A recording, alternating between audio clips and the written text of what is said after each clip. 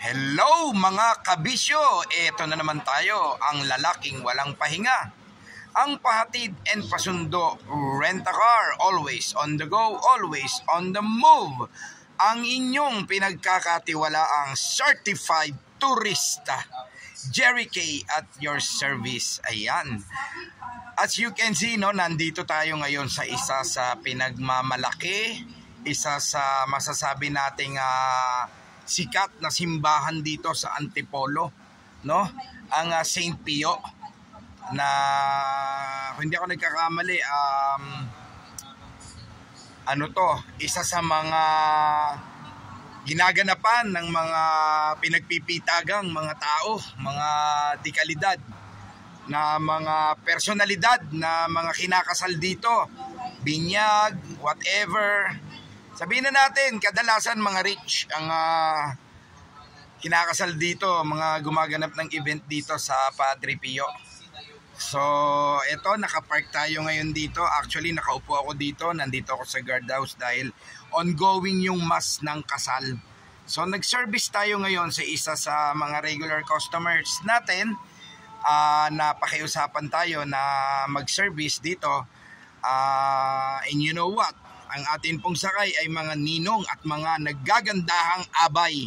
So very proud tayo, and thank you so much for trusting Certified Turista Rent-a-Car na lagi niyong pinagkakatiwalaan. Tanging dasal na lamang at pasasalamat ang maiaalay ko sa inyo.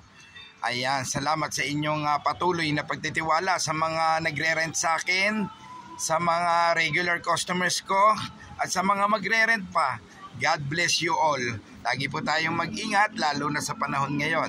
Maraming mga sakit na naman ang dumarating at may lindol pa at mga bagyo. Ayan, kung ano-ano na. Kaya tama-tama, nandito tayo sa church ngayon. Pinagdadasal natin ngayon na sana magbago lahat.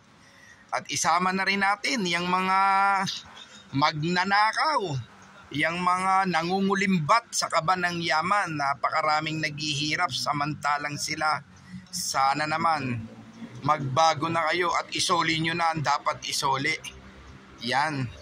Sa mga politician na involved, mga involved na congressman, mga involved na senador, mga contractors, mahiya naman kayo. Nako, eto, panoorin nyo.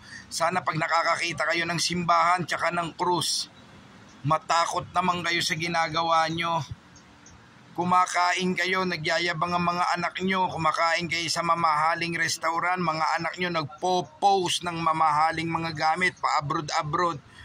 Yun pala, grabe, galing sa mga taxes ng mga Pilipino, ng mga inyong mga sariling kababayan, ninanakawan nyo. Nako, ako talaga sa totoo lang may galit din ako dahil ang lalaki ng mga taxes na kinakalta sa mga anak ko. Grabe talaga. Yun pala, nagpapasasalang sila dyan. Lord God, save the Philippines.